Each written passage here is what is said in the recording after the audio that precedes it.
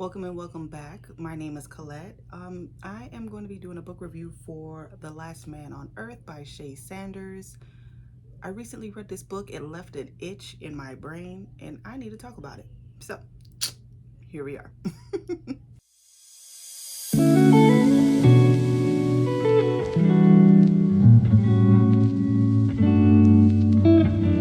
So we start off with the two main characters. The first main character is the female main character, who is Ari, short for Ariana. She is a stewardess on Echelon, which is a private jet company. And then you have the male main character, who is Vincent. He is a rapper known as Villain. Rapper name is Villain. And he and his cronies, his friends, his cousins, all of the guys, I guess, they are taking a trip to, I want to say, Rio de Janeiro, if I'm not mistaken. He is going to get married that weekend, so he's doing his last what is it called? Bachelor party?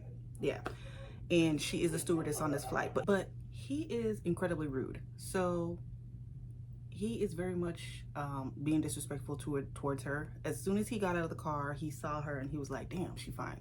And so he taps his cousin, and he's like, damn, look at that, talking about Ari, and gets on the flight and basically is just blatantly disrespectful.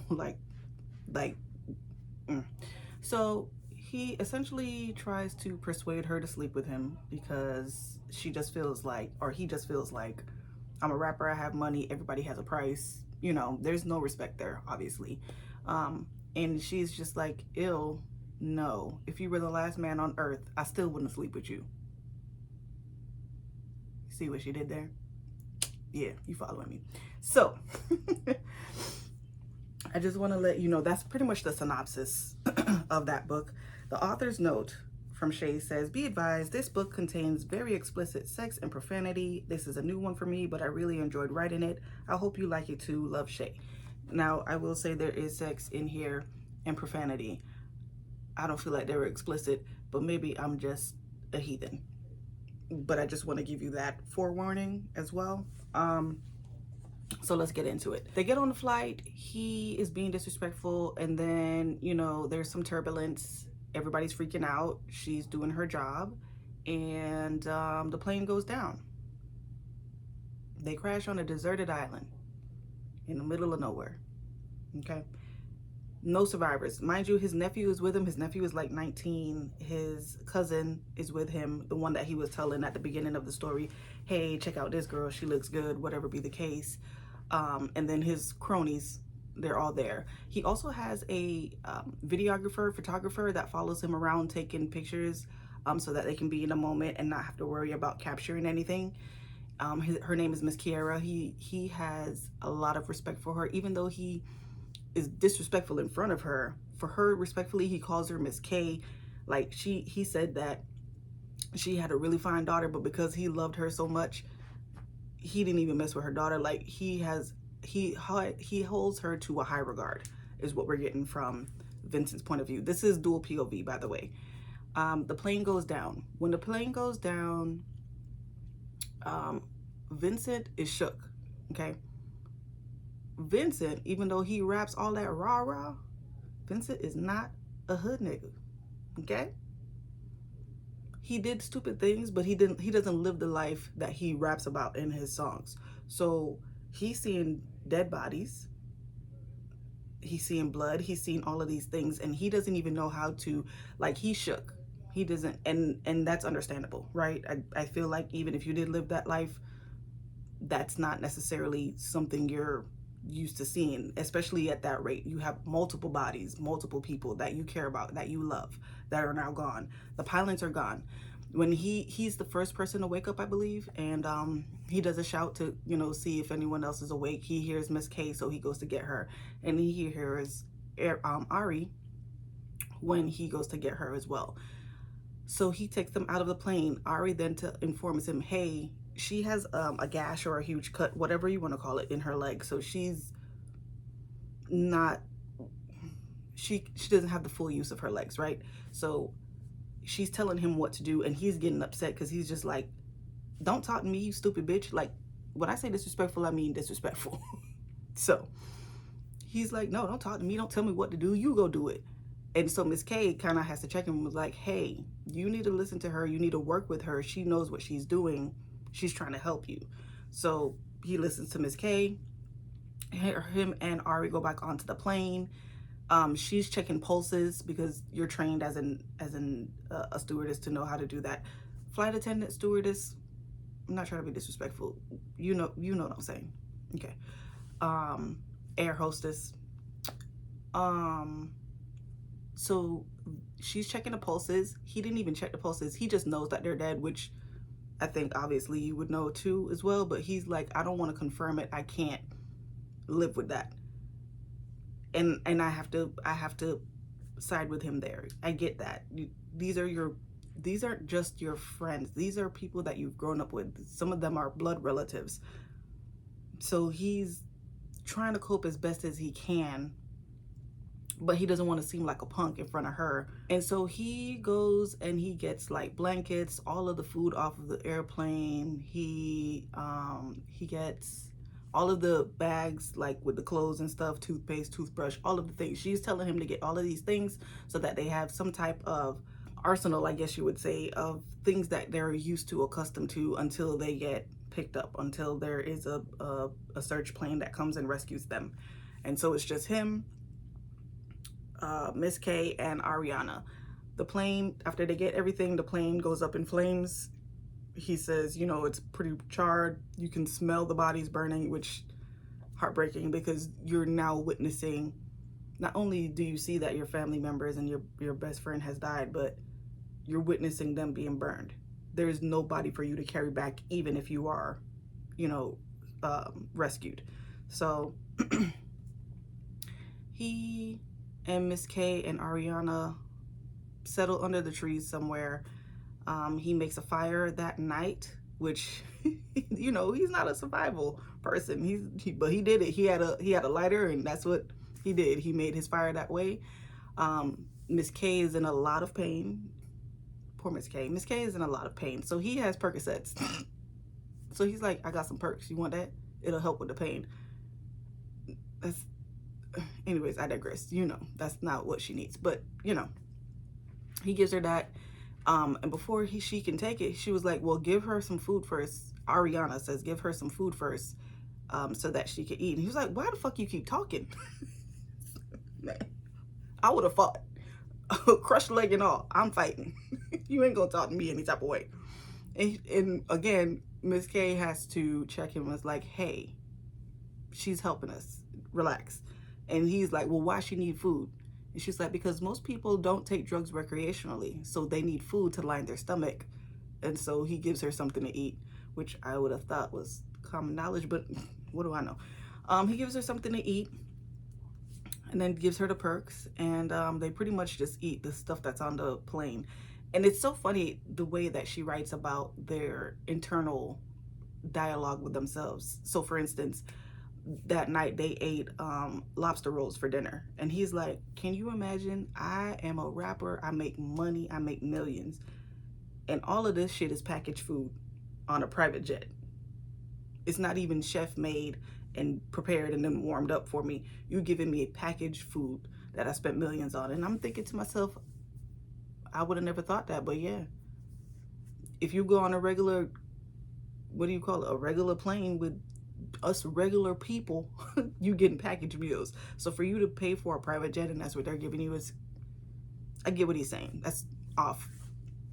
So they go to sleep that night. They wake up in the morning. He's, you know, sorting through the food, trying to get breakfast ready. He tells Ariana, Vincent tells Ariana to wake up Miss K. Miss K is gone. So, and the way she wrote that scene, even Ariana was just like, you know, he basically was just wailing, because that was the only mother figure that he had. His mom left him. He does, and I'm pretty sure that helps his situation of not being respectful towards women, but that is a thing for him. So that was the closest thing to a mother that he had, and she's gone now. So she tells him, Ariana tells him, you know, I'm sorry for your loss. might want to bury the body. And he was like, can you shut the hell up? Why do you keep saying this shit? And she was like, listen, I know we're in a situation and everything is heavy right now, but I can't tiptoe around your feelings because you can't deal right now. If we have this body out, animals can find us. Whatever it is that's on this deserted island can find us. We need to bury the body. And, you know, he eventually does, but it takes him a while. He had to get there though, right? So Ariana is pretty much helping him along, and he is having the hardest time dealing. I don't know if I mentioned this. He's 27, she's 37, by the way. So even that is a factor as well. You know, age matters in that. So they bury the body. They sleep on the ground another night. It's now the third day. Third day, they're like, he's like, hey, she's like, hey, we need to figure something out. For one, I don't want to sleep on the ground anymore. And so he builds a raft. I don't know. The way she describes it in the book, my mind cannot compute what it was that he built, but it was some form of shelter. So they're in the trees and they have some logs on the floor that he cut down because he got an axe out of the airplane. He cut down some trees, smaller trees, rigged it so that it'll lay, and then he rigged another part where there's a roof over them, and he placed a bunch of long palm leaves. I want to say palm, but they're not palm trees, but you get what I'm saying, or at least that's how I envisioned it. Palms over the top of it so that if there's rain or anything, nothing will come through, or any type of bugs or whatever be the case. And then on the bottom of it, he also placed it on there so they have some semblance of a bed. And that is their shelter.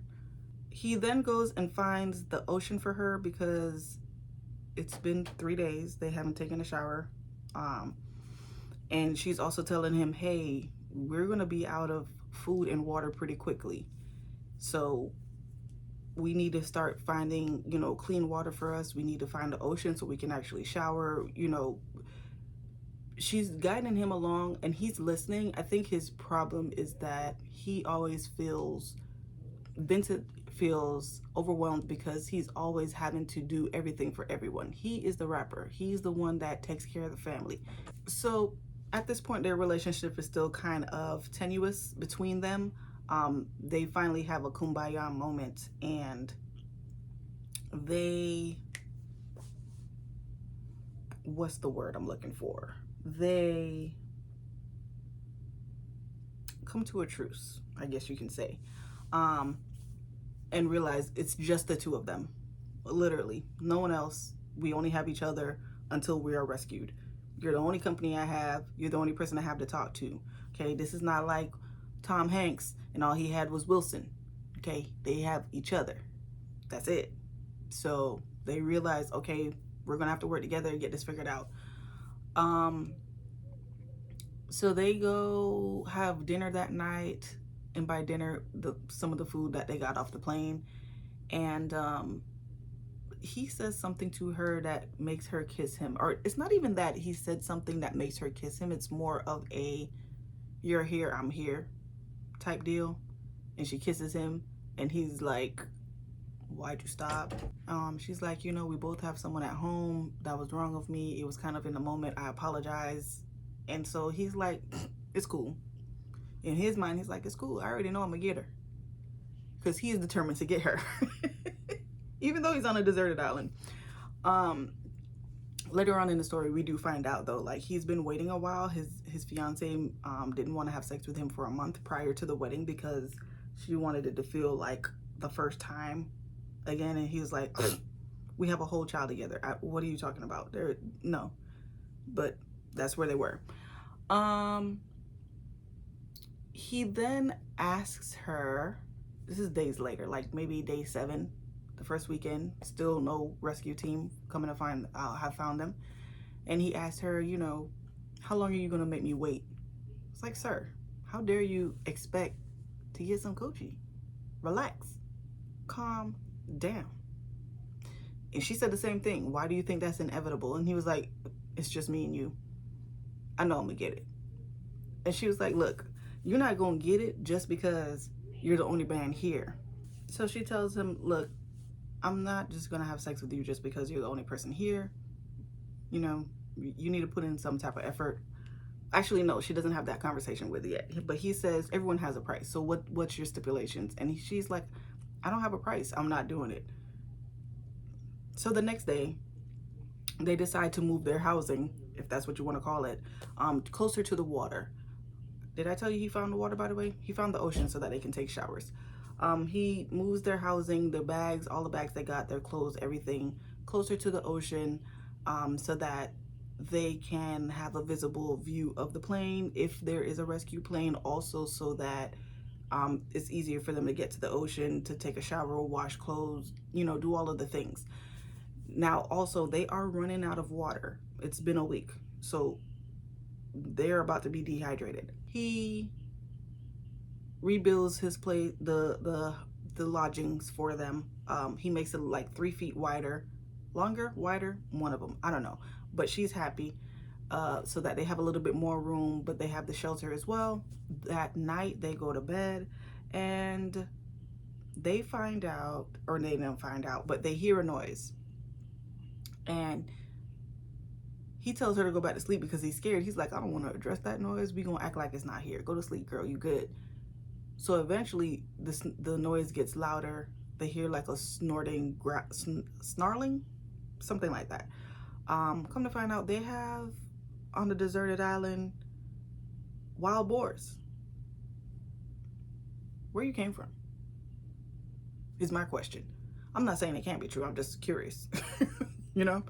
So he attacks the boar, gets into a fight. He gets pretty cut up and stuff because, you know, they have like the horns. I'm touching my arm while I talk about the horns, but they have the horns and all of that. He ends up killing it with the axe and everything, and she is overjoyed because she's just like, it clicks for her. Like, even though he's a brat and he's rude, he is literally providing for me and protecting me. Like, he built a shelter. I would have never been able to do that by myself. He built, I mean, yeah, he's the one that's lighting the fires because she doesn't know how to light the fires. She's basically doing all of the manual labor of the things that needs to be done, and she's doing it's very domesticated Oregon Trail type living, I guess you would say, like back to basics. He's taking care of all of the bigger things, the hunting, the fishing. He's fishing. He figured out how to fish because he grew up in Savannah, Georgia, so he knew different ways to catch fish and crabs and whatnot, and that's what they're eating now because they've run out of food. So he kills the boar, washes himself up because they have the first aid kit that they got from the plane still, so, you know, cleans himself up and everything, and she is overjoyed. Thank you so much for saving my life, because we could have got gutted by the boar. We would have been dead. R.I.P. with the rest of them, right? Okay. So with that, she gets turned on. She was like, cool, you saved my life. Let me give you some coochie. So they do it. He was like, cool, I'm ready. He's like, you ain't got to tell me twice, girl. Come on, let's go. He was like, on site every single time. You don't have to say nothing else to me. I got it. Go ahead. So they do the do, and he is ecstatic. So after that, they then get up. Go back to their little lodgings place or whatever, and he tells her, look, well, she apologizes. She was like, I just pretty much jumped on you for saving my life. And he was like, you don't have to apologize to me, shawty. It's on site every single time. You ain't got to ask no questions, no nothing. Jump on me. I'm ready. Okay. Now, I just also want to let you know. She says that she's taking her birth control still because she got her bag out of the airplane, but she's on the pill. So correct me if I'm wrong, y'all. Let me know. Drop down in the comments. I've never personally taken the pill for birth control, but if I'm not mistaken, you have to take it the same time every day, right? So she's taking a pill because she's like, she wants to stop her period, but also when she's having sex with him or whatever, they're not using protection. He's not pulling out. So he's shooting up the club. And I'm just feeling like, why would you feel like that's okay in my mind? Because if you can't take it at the same time, then does that not void the pill? Doesn't that pretty much defeat the purpose? Am I wrong? Let me know. So she's like, I didn't check your temperature. I apologize for jumping on you or whatever. He, lets her know, nah, girl, you good to go. We could do that. He rigs up this thing where, because she told him, hey, we have no more water. I'm pretty much dehydrated. And he was like, okay, I'm gonna set up this thing where he rigs it where if there is rain, it'll fall into the water bottles that they have and they can get clean water that way so that they can drink. Because all they have is the ocean, right? They don't have any clean water. He sets that up. She's like, I'm horny. Let's do it. He's like, cool. Say less. They get to it. It turns into the next day. The next day they wake up. Both of them are severely dehydrated. She had told him the day prior that her urine was brown. And he's like, how do you know? It's dirt. You peeing in the dirt. You can't see it. Man. Like, I think she knows, bro. Like, listen, pay attention. So he goes to see if he can find some type of river or something so that he can get clear water. Like, she's lethargic, he's lethargic. Y'all done hunched a bunch of times the day prior, so now you done sweated up all your water. Okay? Because you on an island. It's in the middle of the daylight and you having sex. It's a lot of sweat being released. Okay? Okay. He goes, he finds a river, stream, whatever you want to call it. He gets water. He says it says in the book that he doesn't even think about it. He just immediately starts drinking the water. And so as he's coming back to their little camp or whatever, he was like, his stomach is roiling. He's lightheaded even more than normal. The world is tilting. He's very dizzy. And then as he gets to the camp finally and she sees him, she runs over to him. He's like, don't drink the water. It's contaminated. And he's just on the ground. So she's thinking to herself, oh my God, what am I going to do? Goes and finds a tin canister, I guess you would say, for that Miss K had in her bag, boils the water. Thank God that she did that. Boils the water, is able to cool some down, drink it, and boil some more for him as well. He has a lot of vomit on him. He is throwing up. It's disgusting the way she described it, but it also makes sense. She then provides him with it. He's laying out by the ocean. He's like, I don't want to come over there. It's cool. I just want to lay here by the ocean real quick. And so she goes back to her little camp thing that he builds, and they spend the night separately. So he's over there by the ocean and she's on the little thing that he built. So they start talking more, obviously, because who else am I going to talk to? And they're talking more. They're revealing their lives to one another. They're telling each other their experiences. Like one of the conversations was, have you ever been in love before? And he asked her that, and she told him she had never been in love. She doesn't know what that feels like. And she asked him, have you ever been in love before? And he was like, well, she said, you're getting married, so you've been in love. And he was like, nah, that was a one-night stand that I seated up. Sir, you have to learn how to speak better than that. But then that was my first thought. She then says to him, seated up, like, ew, that's rude. And he was like, yeah, that's just how I speak. And then it occurred to me, if you don't know any better, then yes, that would be the way you speak. To us, it may sound crass because we know better, or we speak differently, or we're able to articulate ourselves in a way that isn't, I guess, offensive. But for him, he's not thinking disrespectfully towards his baby mama. He's just saying she was supposed to be a one-night stand. She got pregnant, and then we ended up being together, and now I'm about to marry her. But he explained to her, he was like, I have never been in love.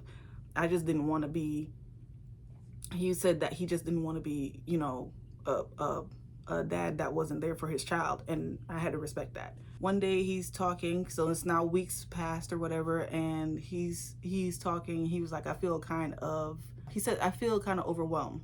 He says to her, I feel overwhelmed, and she's like, okay, it's fine. Go ahead and do what you got to do. So they have this thing now where he kind of suckles on her breasts. We're not gonna yuck anyone's yum. Do what you gotta do. But he was like, it's not that I'm feeding or anything. It's more of a self-soothing type of thing for him, I guess you would say. So she says to him, ow, you're doing it hard, stop. And he was like, I'm not. And then he leans up and looks at her, and he's like, the veins in her chest are more prominent. He can see them. Her breasts are tender. And he was like, that's how my baby mama looked when she was pregnant. He was like, I done got her pregnant, and I can't, he was like, I messed up. I can't do anything about it because we're out on this deserted island. I can't get you any type of health care. There's nothing I can do, really. So you're going to have that baby. She doesn't realize yet that she's pregnant. And so he asked her the next day, hey, have you had your period since you've been here? She was like, no, but I still have my birth control pills. So, it kind of stops my period. I don't really think about it. And he was like, huh, okay. So he sees some fruit out in the trees or whatever. And he was like, I'm going to go ahead and get some fruit. I think that'd be best for us. And she's like, no, you don't need fruit, because if you die, it's just going to be me. I can't afford that. We don't need fruit. He was like, nah, you need fruit. So he goes and gets the fruit. He basically ends up telling her that she's pregnant because she ate the fruit eventually and she got sick, or she feels nauseous. He's cooking the fish like he's always cooking, and she's just like, you ate the fruit and you poisoned me, and now I'm gonna die, so you need to eat more fruit. Like, she's bugging out. She's tripping. And he was like, Doc, you're not poisoned. You're just pregnant. Calm down. And she was like, no, there's no way. Like, it doesn't click for her until she realizes, oh, I might be. So they have that conversation, and she's just like, okay, well, I guess we're here. We're going to have this child. They develop more into their relationship. Then you see months have passed, and they've gotten into a routine. She washes the clothes. She does the bedding. She gets the leaves down and does that. He does the fishing and the hunting and all of that to make sure that they eat, they have the fruit. He had his men's vitamin pills, so he's been giving her that to supplement during a pregnancy, which shout out to him for even thinking about it. So he's been giving her that to kind of supplement for that. So the stomach is getting bigger. They're developing more of a bond. They are forming this relationship, this friendship, and all they have is each other. And it kind of makes you think, if they were in the real world, would they have been able to develop that at all? Because I feel like a lot of time the world is so loud, it's so noisy. You can't really get to know anyone. And here they are. All they have is each other. They have to work together. They have to figure things out together. They're a team. And then you're delving more into your personal lives, how you feel. And you see that as they're progressing on their time on the deserted island.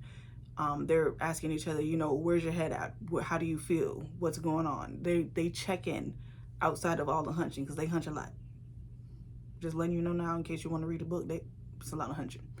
But they do check in with one another and have those conversations, right? And then her stomach is protruding now. You see the stomach, but we don't know how long they've been there, because you can no longer mark time. There's no calendar for you to say how many days you've been there or any of that, right? And because it's an island in a tropical area, I don't think they have the same type of seasons that we have here in the States. So, which kind of makes sense, honestly. But eventually there's a plane, and a plane circles. Now here's the thing. So they're hunching, because what else is there to do? And then they hear the noise, and they're like, oh shoot, that's a plane. So they run to scramble, put on their clothes, and they're seeing the plane. And then someone yells out, or not yells out, but speaks on like the intercom, not an intercom. What is the thing called?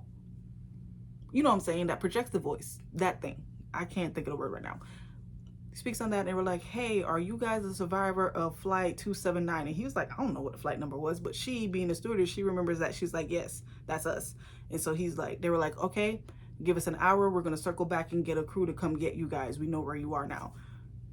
I guess that was just the search plane. I didn't know they had a difference between a search plane and a rescue plane, because it's called search and rescue. I just thought you would go get them. What do I know? Anyway, so he's like, okay, we need to pack our stuff up so that we can go. And then they're like, wait, there's really nothing for us to pack. All we have are the clothes that we've been wearing and washing, and but there's no personal effects, no personal items really that they would be using, right? That they would need to carry with them. So the team comes back, the rescue team. They separate them immediately. They take her on one plane, they take him on one plane, give him all the vitals, all that good stuff. They get back to this facility where they go ahead and do, which I didn't understand this part. If anyone else knows about this, let me know below. But they take them to this facility and then they carry Ariana into, like the doctor checks her, they hear the heartbeat, but they don't do the measurement. She doesn't know how far along she is. They don't do any of the things you would do when you're pregnant. And I just felt like, is that real? Because you see the belly, so you know she's pregnant. They then find out, both of them, because again, dual POVs, so they are finding out separately at the same time that they have been missing for 9 months. 9 months. So they've already told each other they love each other. They've confirmed it. They've built the bond. He's just like, look, I need to go be with my lady. You got me separated.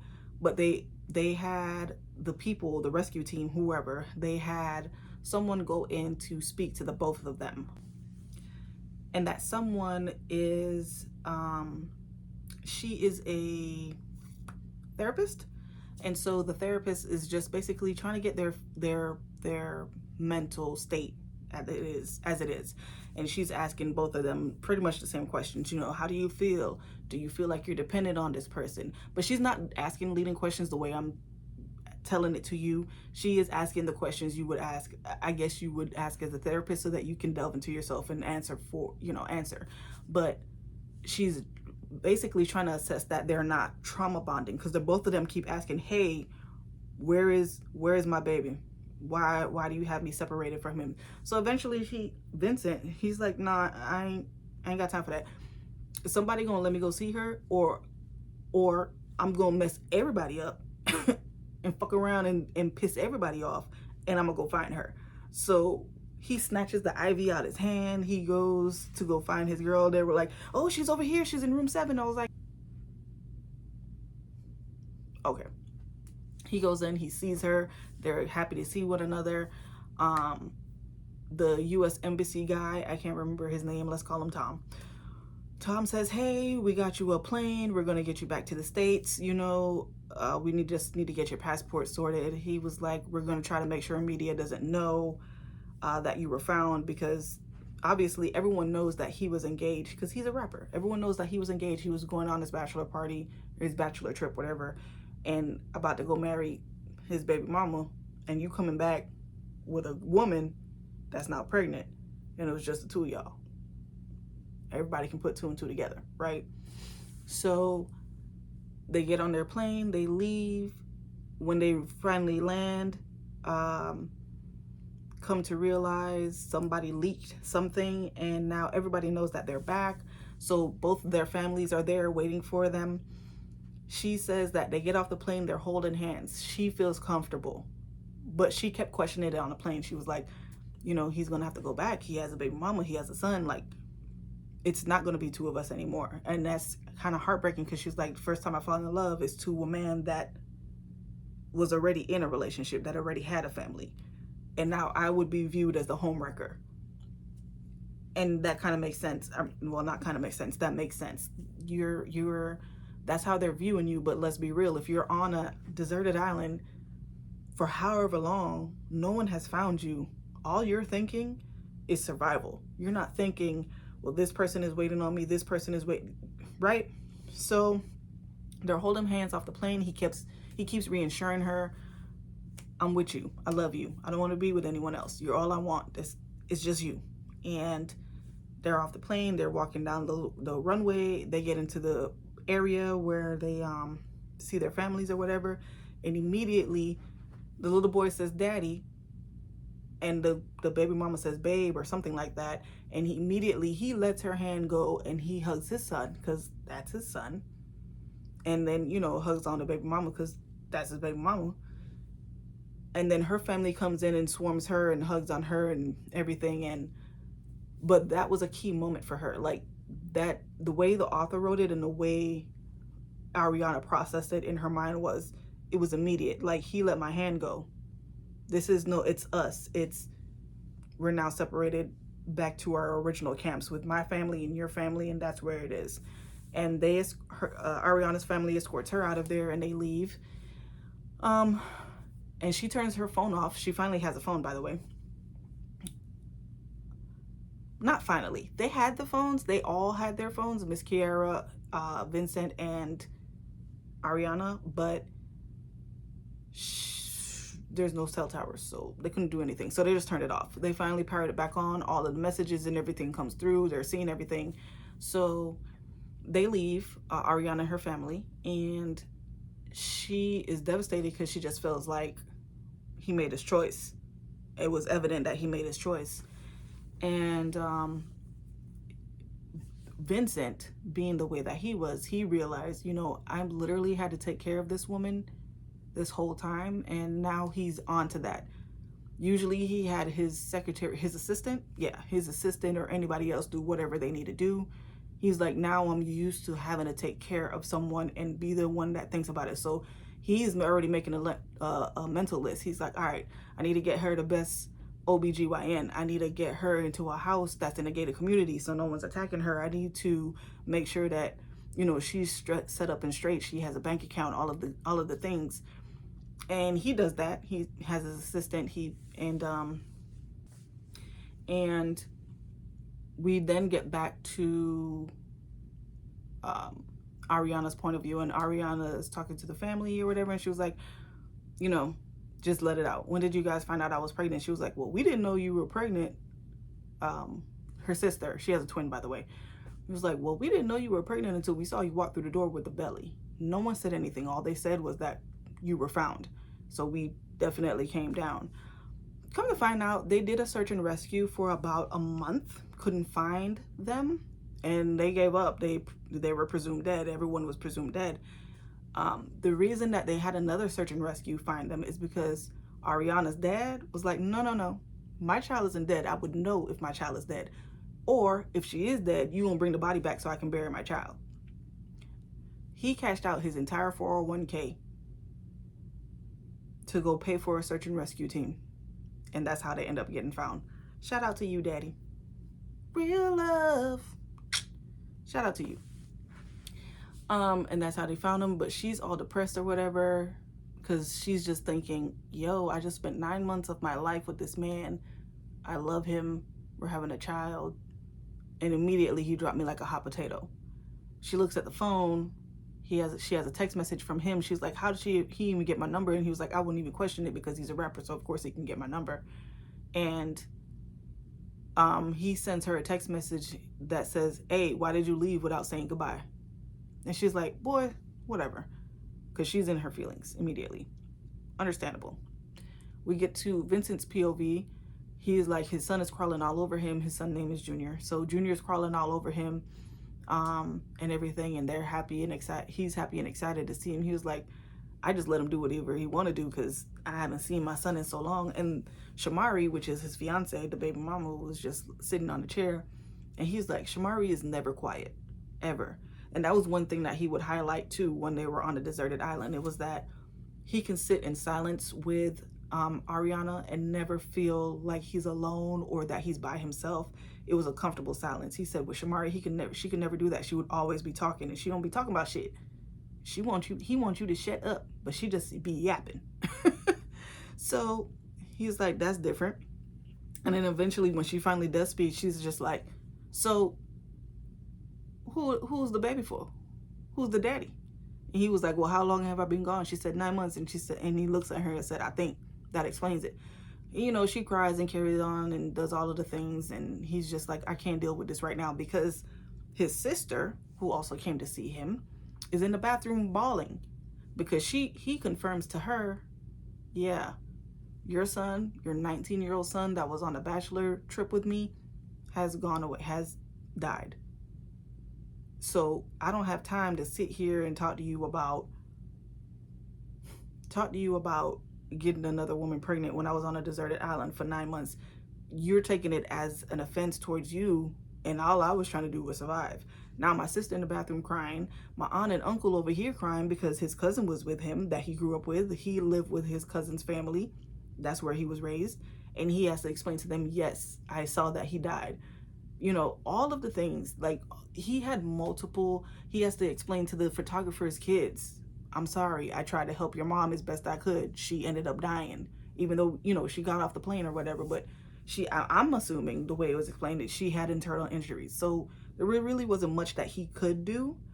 And and Shamari is just Shamari Ratchet, right?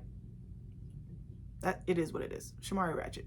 So the way she deals with things is not a level-headed approach. It's always a I'm gonna break everything, everybody gonna be mad because I'm mad type of approach. Okay? Okay. So they get everything sorted. He goes with Ariana to the doctor's appointment that he found. They find out she is 8 months pregnant. Again, why nobody was checking her beforehand? I just don't understand. Anyways, he goes with her to the doctor's appointment to find out she is having a girl. And it's so funny because on the island, he kept saying, this is a girl. I know it's a girl. And she was like, we don't know what we're having. He was like, I'm telling you it's a girl. I can feel it. They confirm it is a girl. She is 8 months pregnant. He takes her to go eat at a favorite restaurant. It's at a, I guess you would call him a play uncle. He was in the military with his dad. So he would always go there and support and buy his food and all of that type of stuff. And the uncle pulls him to the back. He was like, why would you bring your side bitch here? And he was like, she was never a side bitch. If anything, she the main one. Like, you tripping. And so the uncle was like, all right, do what you do. As long as you happy, I'm cool. And so they go home. He's like, bro, I haven't had any since I got back. Let me get some. And she's like, no, you have a fiance at home. Go get it from her. You dropped my hand immediately when we left. You said it was us. You dropped my hand. And he was like, that's not the case. I hadn't seen my son. I hadn't seen my family. And, you know, I'm hugging people just like you were. And you taking it as an affront to you, like I'm trying to disrespect you. And that's not, you know. And I love the way that they communicate, because you can tell that after these 9 months just having to communicate with one another, they can understand one another. So he plays with her in the car, and she gets her nut and she leaves, because she's just like, nope, I'm not going to hunt you in the house where my parents are. I'm not going to do it in a car. Figure it out. And he was like, man. So somebody catches them. I'm going to say TMZ, but, you know, whoever. It's a blog. Somebody catches a video of them leaving the OB and they're holding hands. And so Shamari is bugging out. She throws everything outside of the house on the lawn, making a whole scene.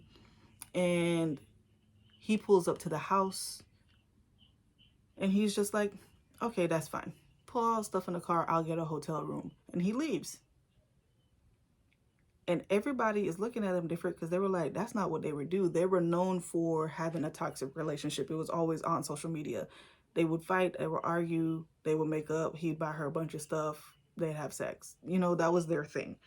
And being with Ariana, he learned, no, I'm able to talk through things. I don't have to fight just to prove a point or get my point across or any of that. So he leaves. He gets a hotel room. He's been texting and calling Ari. She's not answering. And eventually she gets a text from him that says, hey, tell your baby mama stop calling me. So then he texts her back. I'll handle it. He calls Shamari. Shamari's like, oh, now you want to answer me because I call your other B? And he was like, look, let's just be clear. We're not together. You know we're not together. We haven't had sex since I've been back. This is like a 2-week time period that has passed by this time. He's like, we haven't had sex since we've been back. Like, I'm not checking for you like that. You know, he was like, and it was never love. It's not like we were meant to be together. That's not the case at all. We were accustomed to the toxicity of it all. He was like, I don't want that anymore. I'm happy. I'm at peace. He was like, you're my baby mama. I'm going to make sure you're straight, but we don't need to be together. And she was like, well, that's not what it is. We argue, we fight, we do this. You're calling me now. He's like, I'm calling you now because you pissing off my main girl. That's not you anymore. You are now the baby mama. This is where you at. And she gets upset, understandably, and hangs up the phone. And he lets um, Ariana know, hey, I took care of that for you. Don't worry about it. And he gets on live to engage with his fans. He's been drinking. And basically just saying, yeah, this woman is not a side piece. That's not the case. And everybody keeps calling her a side piece. And he's upset about that because he's like, a side piece is someone you creep with. He was like, I never met her until I got on a plane. We then were with each other for 9 months, day in, day out. What do you, that's not a side piece. She was never a side piece, and y'all gonna stop calling her that. Um, and basically, you know, just confirming to everybody, hey, that's who I want to be with. You're gonna have to respect my decision. Stop acting like I did something to my baby mama. Now, obviously, there's nuances to that. Everyone might think that you're cheating, but if we're being honest, you're on this deserted island. You only have this one person, right? So, you know, all the good things, they get together, they're happy. She has a baby on the side of the road, by the way. Yeah, yeah.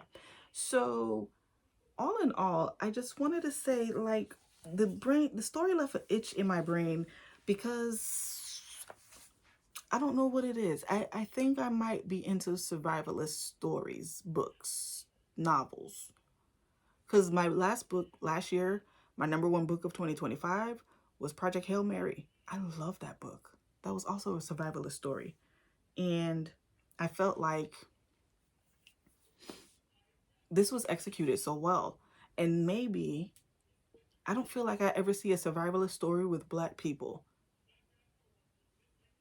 Now, if you do know any more survivalist stories with Black people, let me know. But I just felt that so intriguing. It wasn't that they were trying to save the world or anything like that, but still, pretty damn good book. Overall, all in all, I had a fantastic time with the book. I enjoyed the writing. I think the author did pretty well. Um, it was funny. It was emotional. It was eventful. It definitely held my attention. Um, it was 435 pages. I literally finished that book in one day. I was eating that book up.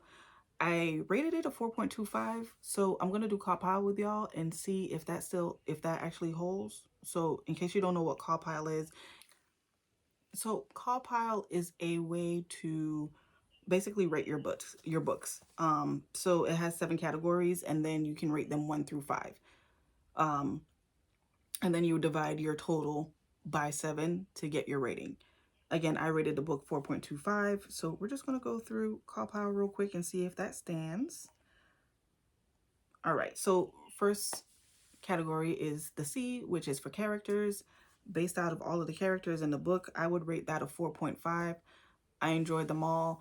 There were some things that I just didn't care for. Like, for instance, Ariana was like, you know, if you're going to want to have sex with me on this deserted island, you need to apply pressure. Which, okay, yeah, I need some effort. You're not just going to get it just because. But at the same time, like, her effort was like, after a long day out on the beach and doing things around the island, you can rub my feet. You gonna rub his feet? Because he working too. I just feel like, you know, but do what you do. I'm not saying you can't get princess treatment, but I relax. Next is atmosphere. Atmosphere is basically, you know, the setting of the book. So tropical island, all of that good stuff. Everything tracked to me. So I'm going to go ahead and give that a 5. Next is W, which is for writing. I enjoyed her writing. There were some, not grammatical issues. What's it called? Spelling errors, things like that. But they were very minor. So I would give that a 4.5. Only because of that, but still fantastic writing. P is for plot. Plot I enjoyed. I'd give that 5 stars because I love the fact that they had to go back, you know, they had a secluded, isolated place to build this relationship, and then they had to go back to the real world and navigate what they were going through.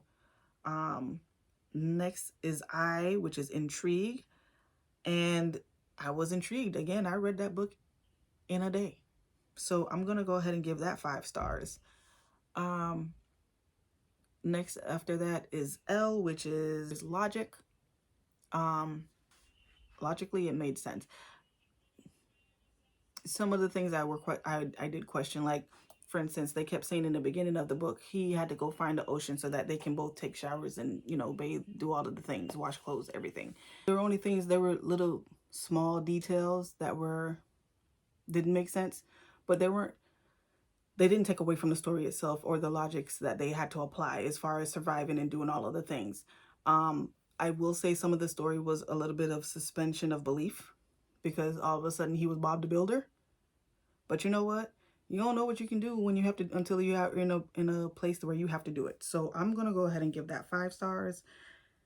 And then the final one is E, which was entertainment or enjoyment. I enjoyed every moment of this book. And I ate this book up. I thought it was fantastic. So 5. That is a total of 34. If we divide that by 7, it's actually a 4.8. I gave it a 4.25. This says it's a 4.8. So that's the story of The Last Man on Earth. Again, you guys, it's on Kindle Unlimited if you want to read it. I would highly recommend it. I enjoyed it. It left a itch in my brain. I tried to go to another book after this, and I had to pause the book because I don't want to say it put me in a book hangover, but I definitely was thinking about it for a while. So there we are, you guys. Thank you so much for watching, and I will see you all in my next video. You guys have a great rest of your week. Bye.